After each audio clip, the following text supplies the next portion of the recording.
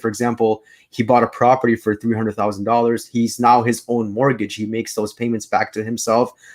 Both the asset he bought, the real estate, as well as the whole life policy would both appreciate in value. So he just turned one asset into two assets.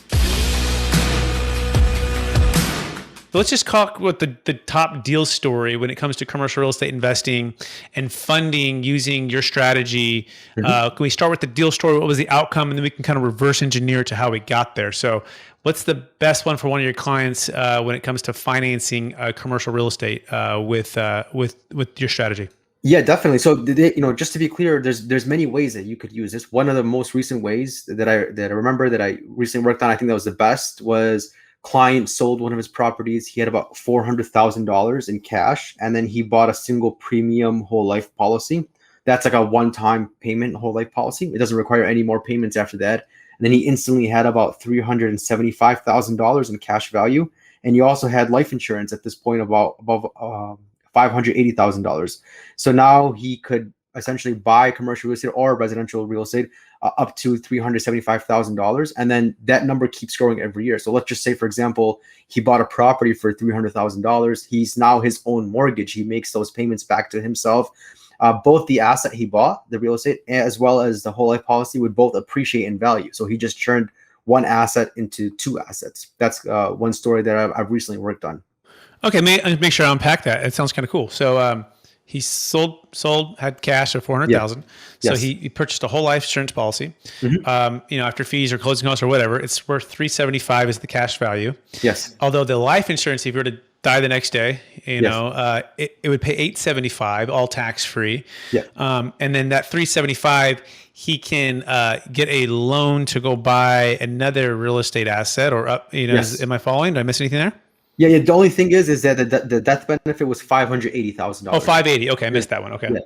Yeah, but right, yeah, he would be able to borrow. He would be able to leverage the cash value, borrow against that, and use that to buy anything, whether it's real estate or anything else that he wants. There are no restrictions on what he could use the money for, which is a key point of this.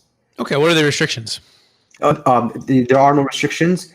He could use it for business purposes. Oh, there are no restrictions. Yeah, no restrictions. Yeah, got exactly. it. Okay, so it can be business, it can be personal, doesn't really matter. Exactly. But you can borrow against it. And in the meantime, that cash, $375 on average, what do you think it's growing at for this particular client? Yeah, on average, over the lifetime of the policy, it's going to grow about 4 to 6%. Okay, 4 to 6%. Got it. And then of course, what he's going to borrow at. What could he borrow at? Sure. When you borrow, if you're borrowing at 5% simple interest, so over like 4 years, it'll come out to about 1.9% APR. But that's how this actually works. Is that it's a good question, because the way this works is when you borrow and you're paying back, the growth of the policy outweighs what you're paying into it. So now you have this split or this arbitrage between the cost of capital and what you're earning in the policy, which is another benefit of using. Because some people ask, like, why do I have to borrow my money to use? Why can't I just withdraw it and just not pay any interest? And the reason why is because when you borrow against it, you don't interrupt the growth of it. So the growth outpaces the cost of capital to use the policy. Cool. So let's take it on a 10-year term, right? Because you said it's compounding at 4 to 6%, right? On the 375. Yeah. And let's just say I borrowed 300 out, right? Yeah. Kept 75 in there. And you said it's 5% simple interest over like a 10-year term. Yeah. What's the arbitrage on average? Let's say it did 6, would the arbitrage be an extra 1, 2, 3% because it's compounding versus simple interest?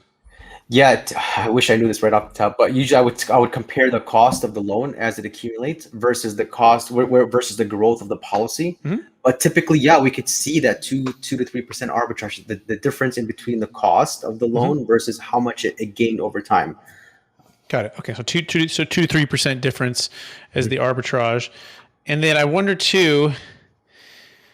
The one that comes to my mind is just inflation, right? Inflation has kind of been crazy. So I don't know what your feedback is for that. If inflation's going so far up, I guess you could make both arguments that if you're borrowing, right, you're paying back tomorrow's dollars that are inflated. So that's not bad.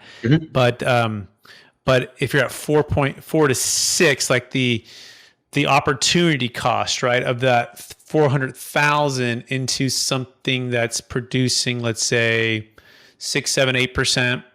Plus appreciation, plus depreciation, right?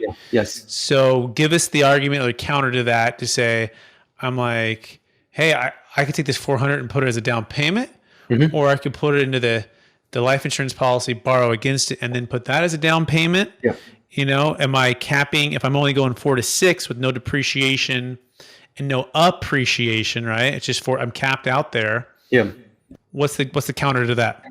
Well, it's like when you mentioned, when you're talking about my bio, you said, I help with not either or strategies, both and strategies. Mm-hmm. And that's what this concept is about. It's about, connecting two different assets together, or even multiple assets. Mm-hmm. So yeah, definitely. Because it makes sense, right? Like, that's a valid argument. Like, why do 4 to 6% in the whole life policy when I could do, 8% or 10% somewhere else, arguably, and that's the point of this. It's not supposed to replace other investments. It's supposed to be more of a savings vehicle. I think the only thing this is really supposed to replace is a savings account and the way you finance deals. I think ultimately that's what it's meant to replace, but not meant to replace any investments. It's actually meant to enhance investments by providing you liquidity to be able to use at any time.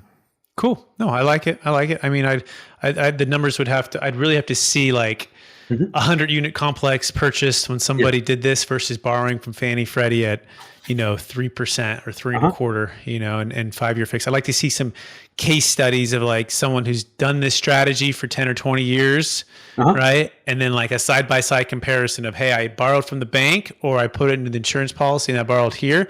And then of course, let's not forget about the life payout, right, of 580. And I imagine is that growing over the time period?